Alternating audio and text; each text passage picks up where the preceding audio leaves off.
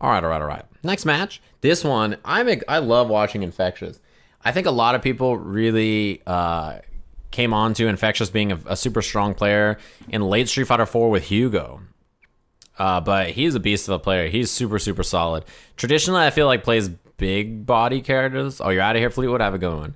But is just really good in general and does not travel that much. Even in Europe, I feels like Infectious is a little busy. Doesn't always get to make it out to a lot of tournaments. But I love him on Zeku. I think this is a great character. Especially the way he plays this character. Dude, the way he dashes at people with young Zeku is terrifying. It scares me so much. And, you know, there is a lot of Zeku players in Japan. There's a lot of Zeku, I feel like, everywhere now. He's just a really common character. But you would feel like this is a character that, you know, players have lots of matchup experience in now. They're starting to become more and more comfortable. From big body to old body. That is definitely true. Infectious recently also picked up by Cygames Beast TV, which is interesting because now he has the means of traveling a bit more with them. Nice. And it's cool. It's already really shown. Dude, look at the way he's playing this matchup. How often do you see people play old Zeku against Akuma?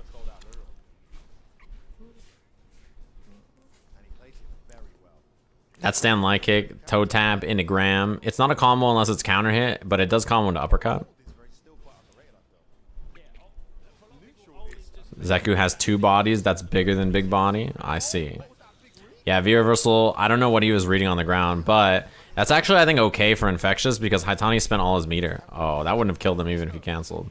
VT2, actually, yeah. All you get out of that is damage. And the switch, he's... What?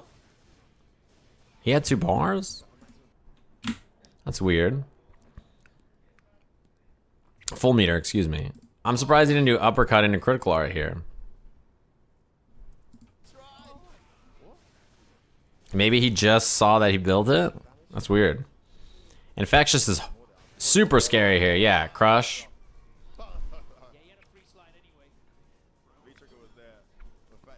That's so weird. I wonder why he didn't spend it. Maybe he didn't see that he had the meter, but that's a big drop. That kills there in that situation for sure. VT2 is an okay anti-air option a lot of the times. That's like where you see it used mostly.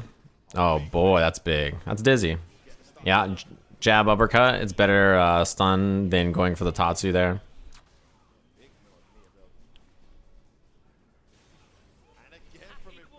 Yeah, you can't use VT2 to cancel slide safely, correct?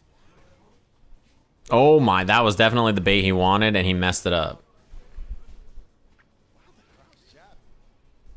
Yeah, the switch back. Dude, his playstyle is so different. Yeah, you're dead.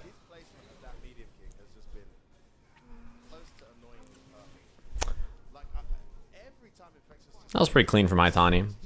You know, if that drop didn't happen in the corner where Infectious got neutral jump instead of the throw bait he attempted, I think that round might be his, but he messed it up. You miss Haitani and Nikali. I feel like he might go back, to be honest. I think there's a lot. That character's good, dude. And I think he's maybe a little bit more stable sometimes than Akuma. Wow, demon flip. He could have done uppercut critical R, right? A Bushin flip, excuse me.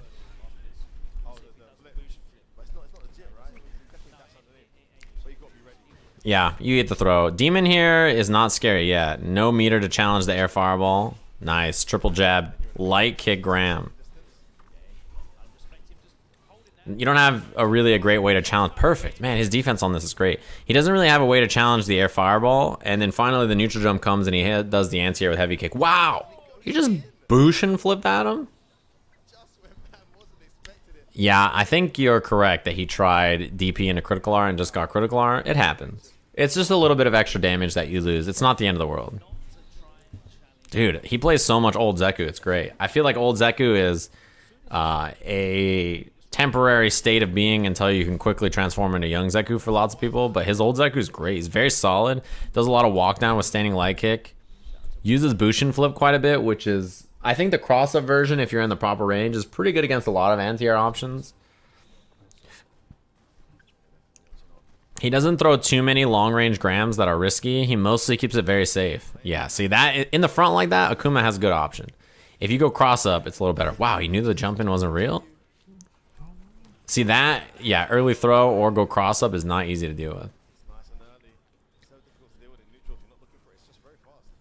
That crouching heavy punch, I think you can confirm the crush as well. You can do crouching heavy punch and then like late cancel, kind of like an OS to stop yourself from canceling it on block. Yeah, double jab. So we talked about, see, that is a great buffer too. Look at the damage on this. I think he did a late throw. Maybe you're looking for an uppercut. Crouching heavy punch is beast. If this thing lands, it does a lot of damage. He just threw it out after the gram and buffered it, hoping you would walk forward. Medium gram, EX, and then you get the cancel, run overhead. Fantastic. I don't know what he went for here. I didn't see what the media attempt was. I would assume maybe late throw or mess the media. Late back throw would be pretty safe considering Akuma has EXDP into... Yeah, he's just blocking. And then late throw. Yeah, late throw attempt. He tried defensive throw, maybe hoping he'd block an uppercut. Damn. Yeah, one thing that's important about this matchup, when Akuma gets V-Trigger, I think playing young Zeku is pretty risky. Old Zeku is great because you have EXDP available to challenge air fireballs and stuff, and also just his pressure in general. Because you can kind of pester him on the ground just like that with light kick, or crouching medium punch. And then when he goes into the air, you have EXDP available. I kind of like the way he's playing this matchup. I think that this is a pretty stable way to fight Akuma. Young Zeku has the firepower, but old Zeku has stability. Damn, nice read. Yeah, EX gram. Nice chip on that. Double backdash, triple backdash. Now he just waits for the air fireball, and he can EX uppercut it. If he does it late. If you do it too early, you can lose. And then you just check him on the ground with the light kick. He's got to jump eventually. Alright. He doesn't have meter now. So the air fireball approach, yep. This is a great recognition of two things. Two things happen here. He spends meter. And there's a recognition from Haitani that now I can go up to the air fireball. There is a realization from Infexious that is...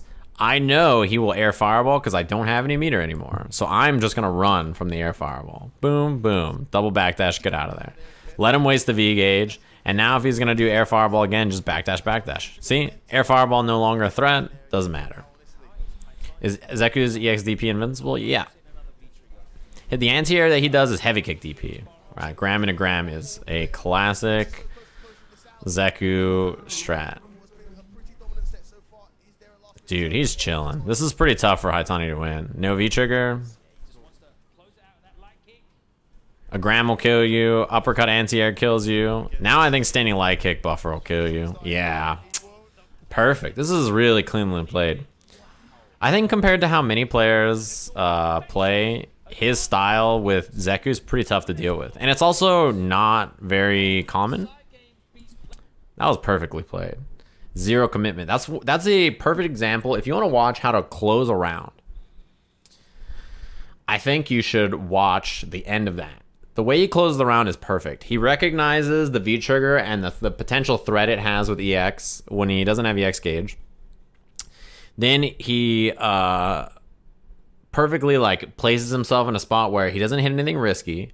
He only does small buttons. He places himself in a spot where he's like, okay, if crush counters can hit me, I won't do anything. I'm just going to chill. If I walk in past that range, I'll check with light kick. If I'm like far away, I'm not going to do any risky like heavy grams that'll get me killed by a jump in. I'm just going to relax. Perfectly played the end of this round. This is really well done. And he also has V-trigger too to catch the air approach options if he has V-trigger gauge.